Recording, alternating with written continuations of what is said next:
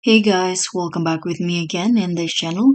On today's tutorial, I'm going to show you how you can make a Google Forms public but not editable. So in here, I've already opened the Google Form page. So what you need to do is just open the form that you want to make a public. For example, I'm going to open this one's right here. So after you open the form, you can go to the settings of the form, and here under the responses, just click on this drop down. So in here, you'll see the allow response editing. So what you need to do is just turn this off, and also this one. So they cannot edit their response after they submit it. And if you want to share the form, you can just tap on send in here, click on this link icon and then copy it.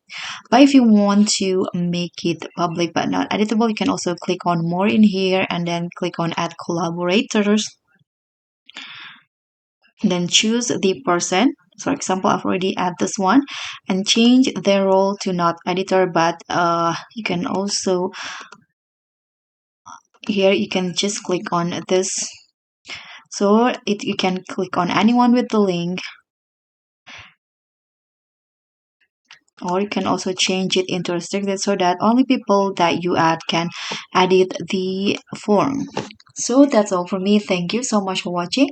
Don't forget to like, comment, and subscribe. Also, click on thanks. Bye.